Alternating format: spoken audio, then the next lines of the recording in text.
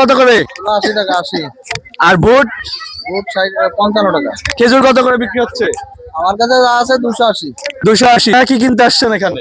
আমরা ছোলা কিনতে আইছি, জিরে কিনতে আইছি, ঈদের মার্কেট করতে আইছি। মানে সামনে রমজানকে উপলক্ষে করে? রমজান উপলক্ষে। আচ্ছা আচ্ছা, আপনারা কি কিনতে আসছেন? আমরা ছোলা কিনতে আসছি। কিনছেন? হ্যাঁ জি। কি কিনছেন? এই ছোলা কত কি রকমের দাম পাচ্ছেন? ভালো। বেশি নাকি কম? আগের তুলনায় কম নাকি বেশি? আগে তুলনায় বেশি। বেশি মনে হচ্ছে। কোন জিনিসটা আপনাদের কাছে বেশি মনে হচ্ছে? তেল। হ্যাঁ। আর কেমন বিক্রি হচ্ছে? আগের তুলনায় রেট কম না বেশি? না, কম আছে। কম আছে।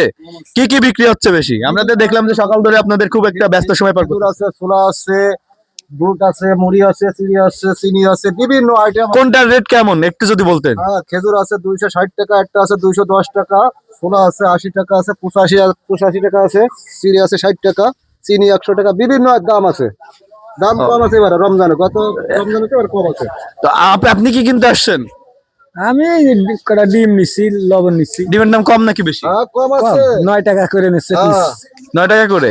তো পবিত্র রমজান উপলক্ষে আমরা কিন্তু বিভিন্ন জায়গায় বিভিন্ন ক্রেতা এবং বিক্রেতার সাথে কথা বলেছিলাম। আমরা দেখলাম শেষ পর্যন্ত কিন্তু তারা যে কেনা বেচা গুলো করতেছে, তারা একটা ব্যস্ত সময় কিন্তু দোকানেরা পার করতেছে। এবং তাছাড়া আমাদের যারা ক্রেতা আছে তারাও কিন্তু আমরা দেখেছি যে তাদের নিত্য প্রয়োজনীয় জিনিস কিন্তু তারা কিনতে কিন্তু খুবই আগ্রহ হয়ে কিন্তু তারা এসেছে। এবং রমজানের যে শেষ সপ্তাহ বা শেষ সময়টা আসছে আগামীকাল যে রমজান, সেই উপলক্ষে কিন্তু তারা সেই কেনাবেচাটি করতেছে। তো এই ছিল আমার কাছে নড়াইল থেকে সর্বশেষ নিউজ।